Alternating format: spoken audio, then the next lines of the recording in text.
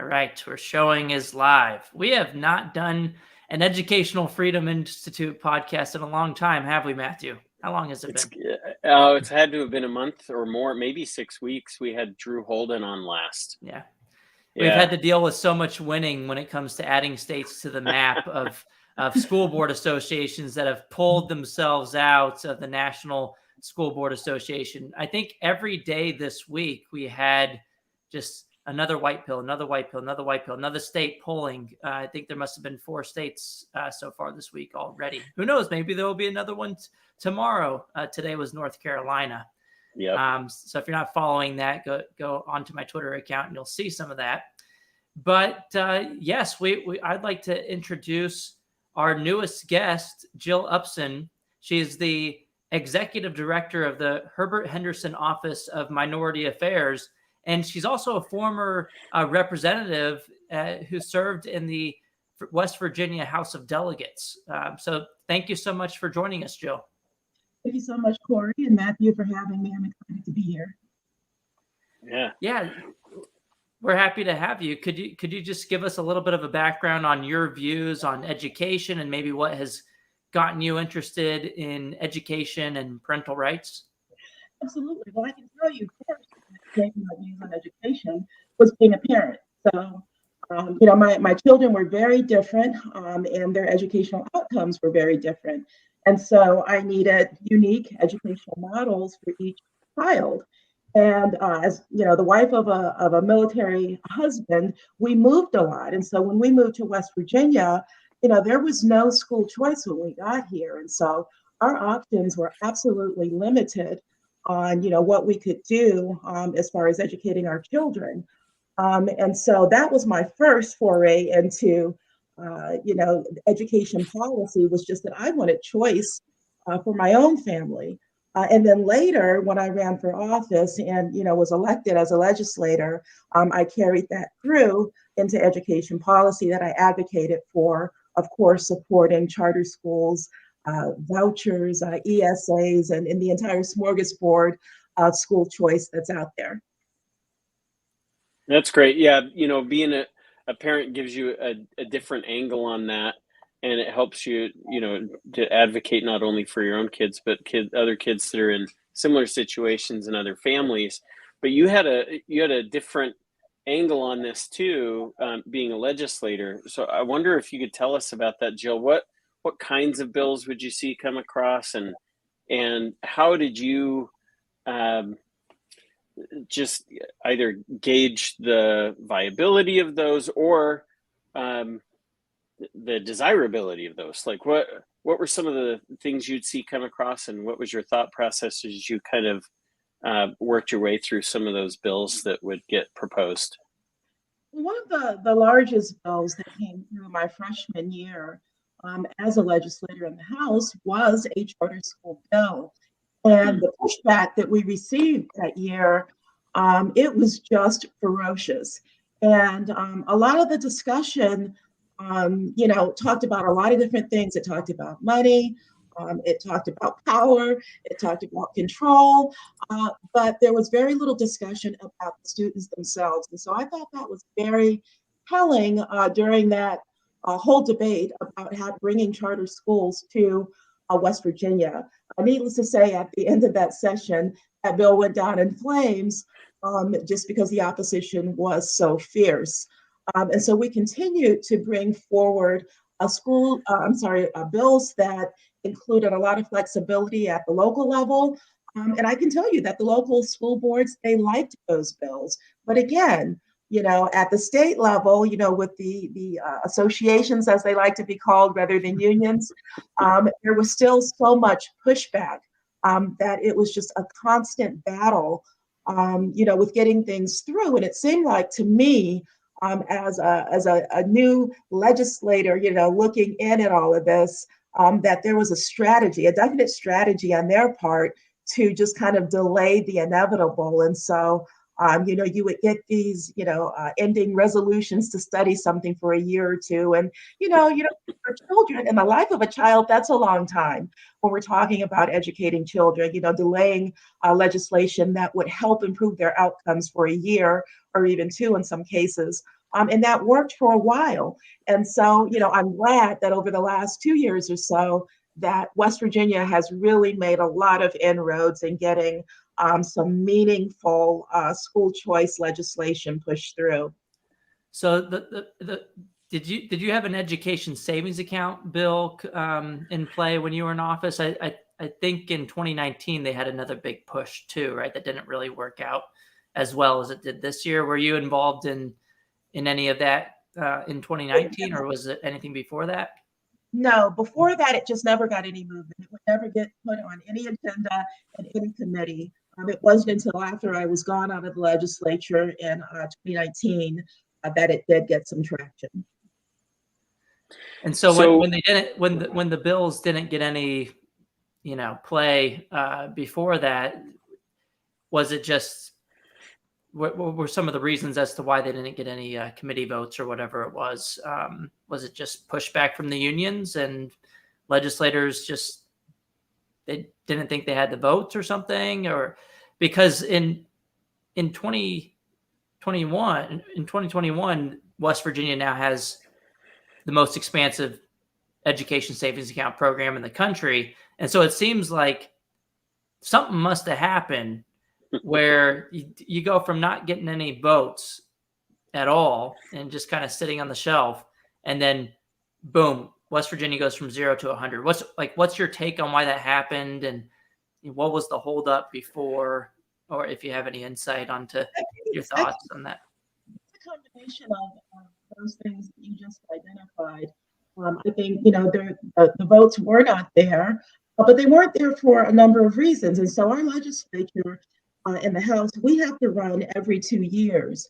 And so, when people are, telling you that you're going to get hit, during the election, with pieces that you're against, public education, those are harmful. And so, it really took a lot of political courage to keep fighting that fight. But I think in the beginning, it was really hard for a lot of legislators to kind of, withstand the pressure that was out there. And, we're talking about having our committee rooms filled with people from the unions, who were, literally standing over you while you're debating legislation. And so for some, that really does apply a lot of pressure.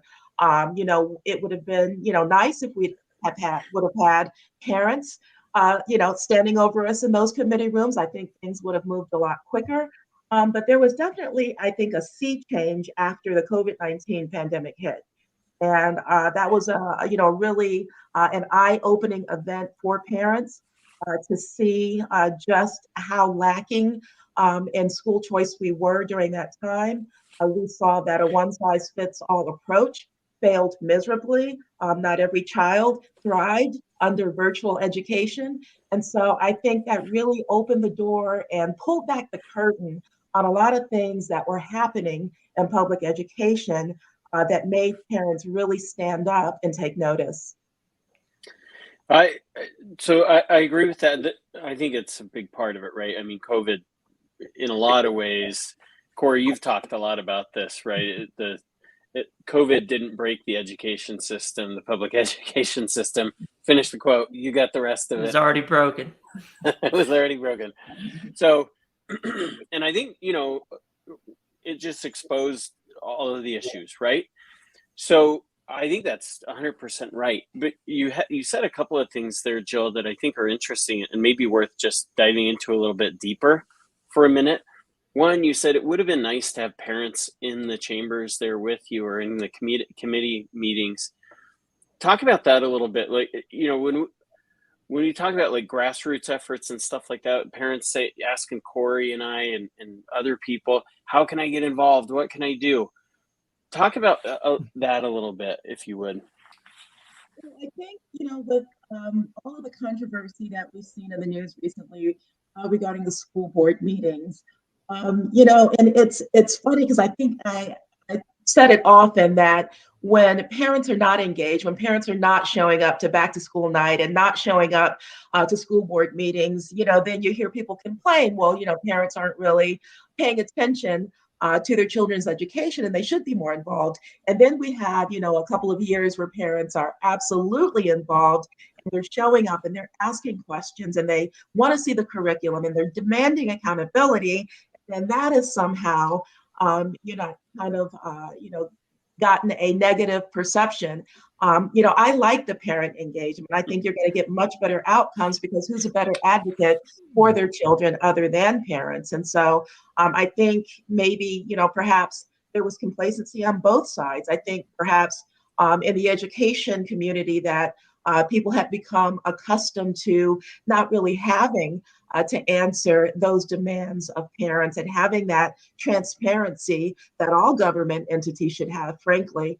And so, it's, and then the parents, of course, had gotten to a point of comfort where they weren't coming out like they should have been. And so this is actually a good thing. I think it's a refining process, and I think we're going to come out with a better product on the other side of it. Yeah, the way that I've been putting it recently is that parents are the new special interest group that has emerged in the education landscape. And now it's not just the unions that get to control the decisions of the lawmakers. Now the lawmakers have to listen to this other interest group too, which is parents. And parents are going to fight harder to educate their kids as they see fit than anyone else is going to fight to take that right away from the parent. So I think educational freedom has a great outlook going forward, because the unions have awakened the sleeping giant that is the parents who want more of a say in their kids' education. Right. And, I think Senator Rucker was talking about this on when we were talking on the podcast with her, that a lot of this was part of their victory, but then also the way that she put it is that the legislators started to realize that the unions don't have as much control as they thought before, that Senator Rucker had a spotlight or a bullseye on her chest because she ran that ESA bill in 2019, and they came after her, but they weren't able to get her. And so I think that her argument is that mobilized other legislators to say, you know what, you're not as powerful as you think you might be. Right. And I think, when you're talking about Senator Rucker, I mean, she is absolutely fearless. She's so passionate about education and passionate about students. And so I think her courage probably did just kind of serve to give other legislators the political courage that they needed to stand up to the pressure that does come from the unions. And I mean, it is brutal. I've been on the receiving end of several hit pieces and, several online campaigns to say that, I was against education, overall, simply because I support educational choice for parents. And so, that is definitely tough. And so my hat's off to Senator Rucker, because she has been in this fight and she does not back down. And I think kids are better off for it. So I think interesting how the tables have turned, huh? Yes. And I think for a long time, Republicans at least didn't run on education as much because of this powerful special interest group, the teachers unions, and they just labeled Republicans as anti-education in general, which is not true. Do you think that political campaigns are going to change from here on out going forward because of the new special interest group parents? Do you think that Republicans are going to make education one of their higher priorities going forward? I mean, right next door in Virginia, you have the Youngkin victory, and a lot of people are arguing that it's because of his campaign embracing parental rights and educational freedom. And a lot of people are calling it a test case for success or a blueprint or roadmap for success going forward. Do you think that Republicans should follow that example, or do you think it could be fruitful for? They would be very unwise not to follow that example, because I think it does show that, Republicans don't have to back away from that issue of education. It doesn't mean that you don't support public education if you want to bring in other options for parents. And Virginia has shown us that.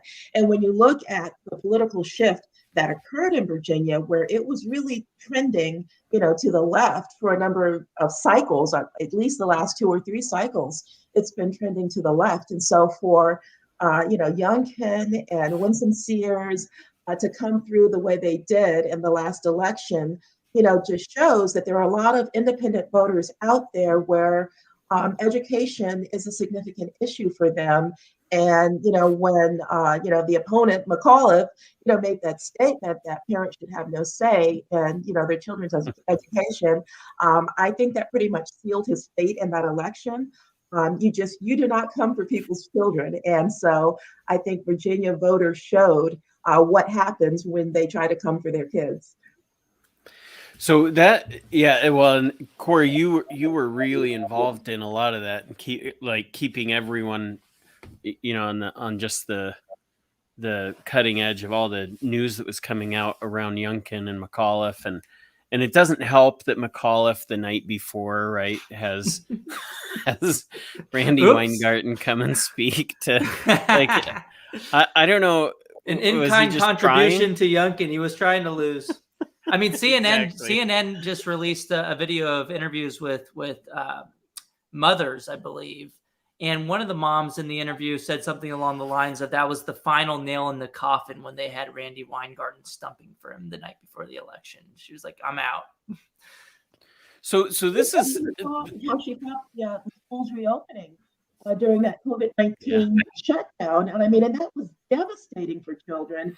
And, especially here in West Virginia, where, we have a lot of rural students who were not able to log on during that year. And I mean, thousands of students who just never logged on for over a year because they were unable to. And so she, really should not have been the face of anything regarding that campaign regarding education, just because I think finally, like you said, parents have started to wake up to the fact that unions are not placing students and serving kids first, and certainly not respecting the wishes of parents. Yeah, that was a mistake. That was like a really big mistake. You just said something, Jill, rural, I don't know if you said rural Republicans or you said in rural communities, but I want to talk about that for a second.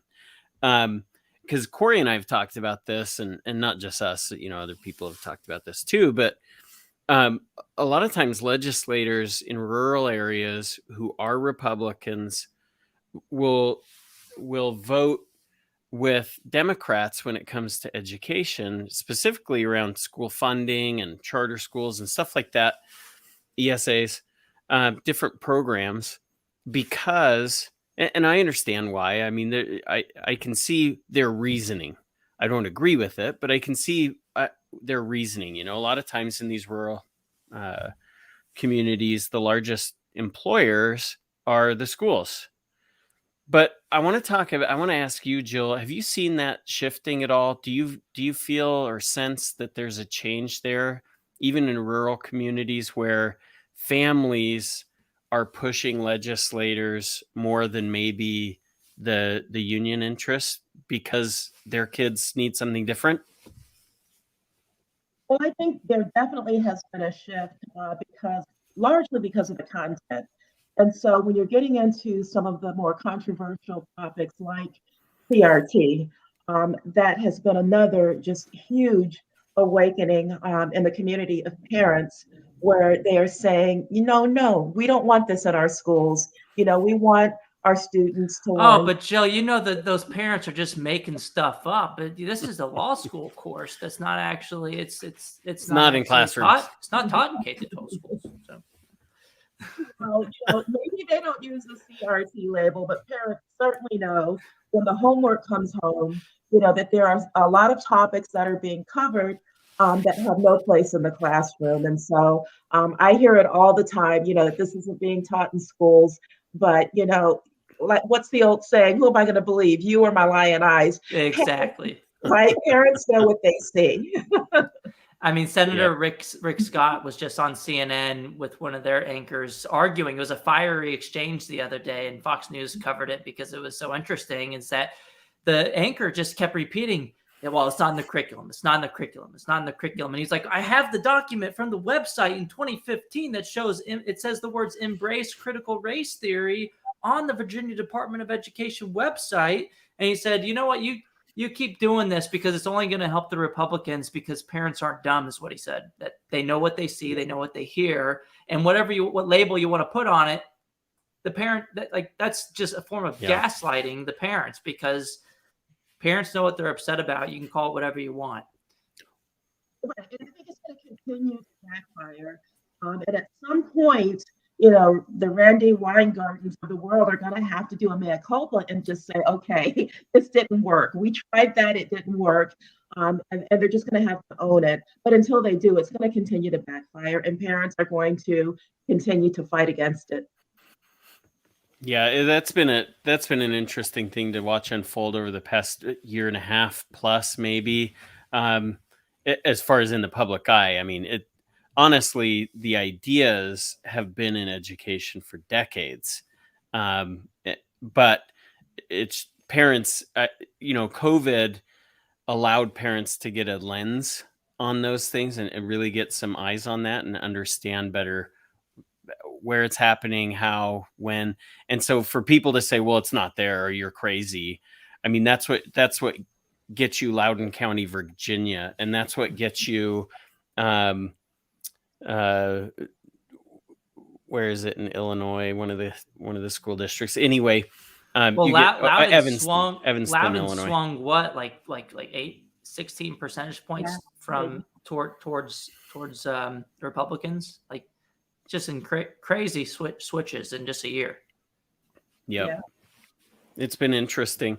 So you do think you do feel like in the rural communities, Jill, that parents are, because in the suburban, metropolitan kind of areas, you still kind of have that mix where people are like, look, I want choice. Rural has lagged, but you feel like that's kind of making up some ground lately, even in West Virginia? I can tell you that it is. So I am currently on a 55 county listening tour in the state of West Virginia. West Virginia has 55 counties. I've gone to 14 so far of those 55 counties. And so I get a pretty good sense of what people are talking about as I travel around to each of these counties. And just the idea that, parents would be shut out of the process, shut out of reviewing curriculum, shut out of, determining standards, just all the basic things that go into their children's education. They're very angry about that. They don't take too kindly to people telling them that they don't have a right to know what their children are learning, to have a say-so in shaping that curriculum. And so I can tell you that the anger that you saw at the school board meetings in Loudoun County definitely exists in West Virginia. Interesting. And look, I mean, another point of, before a lot of this even unfolded was another data point is just West Virginia passing the program in 2021. Mm-hmm. Rural Republicans areas that voted against it in 2019 voted for it in 2021. So that's evidence of a shift even in rural areas. I mean, a lot of other states that are red states that don't have school choice, they argue, it's because we have a lot of rural areas and rural Republicans, but it's like West Virginia has rural Republicans and they passed it. They got it done. There's a lot of rural Republicans that have voted in favor of school choice. So I feel like it's no longer a legitimate excuse to vote against school choice. Nobody gets a pass when it comes to a vote on an opportunity for a kid to get a better education. I don't care where you live and what area you live in. So what do you think is like the Democrats' strategy from here? Like, I know you don't work for Democrats and you're not a Democrat, but if you're like in the Democrats' shoes, like what do you think is kind of their future when it comes to education? And do they need to start listening to parents more? Do you think they're just going to triple down and keep siding with the unions? How does this play out in your mind going forward for Democrats? Well, it seems like they have doubled down on their messaging, and you can understand why, because it worked for a very long time. Whenever they would come out and say, you're robbing public schools of funding, and all of these, straw man arguments that they would put forward, it worked. And there were people who truly believed sincerely that if you offered educational choice, that somehow, that traditional public schools were going to crumble. But now that people see that that isn't true, that it literally is just one option that some will avail themselves of and others will not. That argument has completely fallen apart. But from everything that I've seen, the Democrats are going to continue to push that narrative that Republicans want to defund public schools. That's their new thing, is defunding public education. So let's just talk about I don't know, maybe we shouldn't, because we do it all the time, but we get those kinds of questions, Jill, I'm sure like you do, all the time. People say, well, you're defunding public schools. And so the best response that I've ever heard is, why would giving parents a choice defund public schools? Corey, that's your response. They never answer me. It's weird. They never answer me. I get blocked because it's a hard question to answer, because they can only respond with two things. One, they can respond with, well, it's because parents will leave. Okay, well, thank you for admitting you're not doing a good job and families aren't happy with the services you're providing. Or two, and this is one that they don't argue out loud all that much, but sometimes they let the mask slip, and is that they'll have to say, well, it's because the parents are choosing private schools because they don't know any better. The private schools aren't actually better than the public schools. Those dang dumb parents, they're just too dumb to figure it out for themselves. And that's why, they're just getting tricked to going into the private. So, I mean, that's the paternalistic response that I think is even worse than the first one that you hear less often. But when you do, it goes viral on social media for good reason. So anything you would add there, Jill, because that's a common question we hear all the time from people that say, well, you're arguing for all of these things, but you don't have any answers. You just say, well, let's do it. And you're just trying to burn down the public schooling system. That's all you're trying to do. Anything you'd add there, Jill? Well, I would just, my argument would be that, why would you want to squash competition? I think, competition breeds excellence. That's how you get better, and as someone who ran for office 4 times, yeah, it would have been nice if I could run unopposed, but the fact when I was opposed, I actually worked a lot harder. And that just applies across the board. And so I don't see why anyone would argue against competition, because it just makes everybody better. Yeah, and the evidence is on the side of that argument too. There's 27 studies on the topic. 25 of the 27 studies find statistically significant positive effects of private school choice competition on the kids who remain in the public school. So it's like, no, I'm not trying to destroy the public schools. I want them to do a better job. And the evidence bears that out, that when they have an incentive to do a better job, the public schools get better. Yes, absolutely. So what other questions do you have, Corey? Anything you want to cover? Oh, we're coming up on about half an hour. But I actually thought of the other one we wanted to talk about with you, Jill, was just parental rights generally. Maybe we can just talk about that for a few minutes, and then we can wrap it up. So right now, there are about 14 states that have a Parents' Bill of Rights. West Virginia is not one of those states. It's been introduced before, hasn't gone anywhere, but I think under the current climate, this might be a good year coming up in January for the next legislative session. If it were to be introduced, to get something like that passed, I could just clarify that parents do have a right to the upbringing and the education of their own children. I know several states have passed. I think Indiana has a pretty strong parental bill of rights. I think Florida passed one this year as well. And so would this just expand homeschooling freedom, or is it just an acknowledgement that parental rights are a thing? It's basically just an acknowledgement. It covers things like you have a right to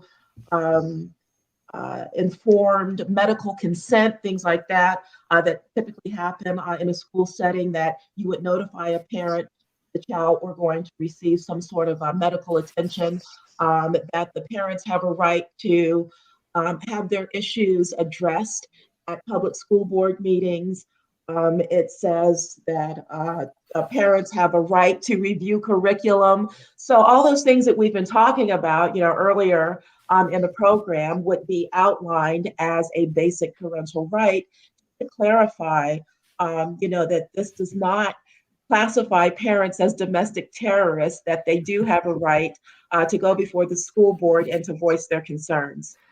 On that note, why hasn't the West Virginia School Board Association done anything on this? I mean, there's 26 states now that have at least distanced themselves with from the National School Board Association over the Biden letter that essentially labeled some parents, or suggested that some parents should be labeled as domestic terrorists. 12 of those states have actually pulled their funding or withdrawn their membership altogether, or at least participation in the National Association. And West Virginia is one on the map that people are just kind of like, West Virginia should be on the map. They should, take a stand on this. But yeah. Great question. I don't have the answer to that. Could be a guest for a future show, but it may be because they walked it back. So the National Association did come back and, kind of say, we're sorry about that. We didn't really mean it. So perhaps that's why they haven't really made any movement on that issue. But that is an excellent question. I would like to know myself. Yeah, even with the National School Boards Association walking back that statement, we still, we were just talking about North Carolina being the latest to pull their support as of yesterday. And today. I'm sorry, today. Yesterday was, I don't know, Wisconsin was this Wisconsin, week. Maybe. Yeah. Anyway, I would argue that there's still a chance, West Virginia, and you should still do it. Because, look, it's one thing for an organization like that to walk back their statement on their own because, man, that employee went rogue and they shouldn't have sent that letter or whatever. Well, now the president got a top role at the Department of Education, the U.S. Department of Education. How does that work out? Well, He rewards this kind of I don't know. I don't know who wrote the actual letter. Sure. At the National School Board Association, but I think their president has a role at the U.S. Department of Education now. During all this fallout, this kind of it's just so weird. It's crazy. But yeah, I would argue that they walked back their statements because they started getting so much pushback and they started losing a lot of money. I'm sure that's kind of my point. It's like, it's one thing to say, big mistake. Can't believe we did that. We're just tripping over ourselves over here. And then it's another thing to say, well, now that you're pulling your funding, we'll go ahead and apologize, So Jill, I have another question. I guess to wrap us up, what is your big takeaway message you want to give to parents who want more of a say in their kids' education and what they should do going forward? And maybe what kind of, if you have some optimism or concerns or anything, what's your outlook for parental rights going forward in the U.S.? Well, I think my biggest takeaway would be don't back down. It seems like this is going to continue for the immediate future to be painted as a partisan issue. I'm seeing a lot of comments on social media that this is largely a Republican movement. It is not. I think it, includes Republicans, Democrats, and independents who simply care about what their children are being taught. I've even seen it painted as a racial issue, that these are white parents. And I can tell you there are Black and brown parents who are in this movement who are saying, that we will have a right, we will have a part in what our children are learning. So my biggest statement would be, is just to continue because parents are winning. And this is a good thing. And I think it's going to be so beneficial for kids overall if we continue to push back against this idea that, you know, the education unions or even the state should be in sole control over our children. Awesome. That's a fantastic message, and I think we should end it at that. And I just want to thank you so much again, Jill Upson, for joining us and being our latest guest on the Educational Freedom Institute podcast. Thank you so much for having me. It's been a pleasure. Thank you, Jill. Thank you so much. And for a reminder of all of our guests, Jill Upson is the executive director at the Herbert Henderson Office of Minority Affairs, and she also was a recent representative at the West Virginia House of Delegates. So again, thank you, Jill. Thanks, Matthew. It's always good to have you as a co-host. And thank you to everybody in the audience for checking out another episode of the Educational Freedom Institute podcast. Have a good one.